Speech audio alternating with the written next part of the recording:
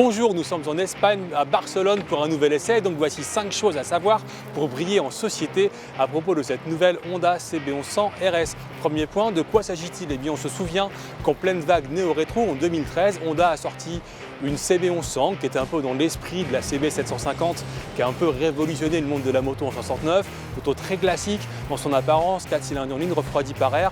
Et on va dire que cette machine a connu depuis son lancement en 2013 un succès d'estime. Ça n'a pas été un méga carton commercial, mais en tout cas elle a quand même marqué un petit peu les esprits. 4 ans plus tard, avec la norme Euro 4, on ne dit pas la CB1100 mais les CB1100, puisqu'il y a désormais 2 modèles, une version classique qu'on appelle la EX et une version sportive que voici, qui s'appelle la RS. Ce qui m'amène au deuxième point, le moteur. Le deuxième point, c'est ce qui les rassemble. Elle partage ce 4 cylindres en ligne de 1140 cm3. La puissance est relativement modeste, 90 chevaux. Par contre, ce qu'il faut savoir, c'est que c'est un moteur assez généreux. Le couple est dispo à 5500 tours, la puissance à 7005.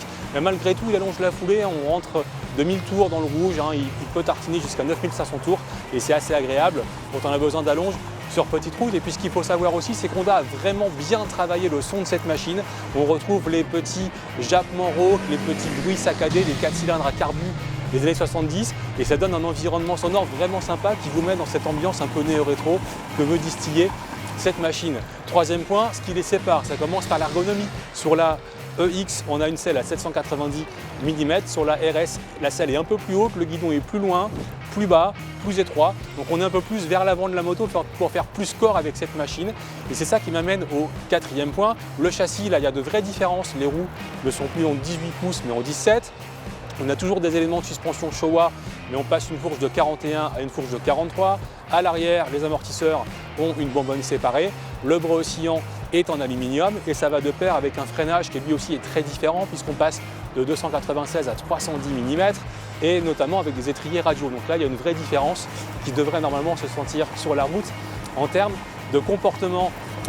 Cinquième point, la modernité. Les motos d'aujourd'hui sont désormais modernes et ont de l'électronique. Pas vraiment de ça sur la CB, il n'y a pas de contrôle de traction, il n'y a pas de cartographie moteur. On va se contenter de feux à LED à l'avant, à l'arrière, et puis finalement, on va dire que ça lui va très bien.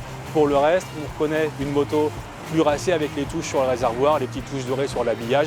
C'est ça qui fait la différence. Voici maintenant le moment venu de la question qui tue, et je lève le doigt interrogateur. Est-ce que toutes ces modifications la rendent vraiment plus sportive, beaucoup plus sportive que la EX? Eh bien, pour le savoir, je vous incite à lire l'essai complet sur le repère des motards.com.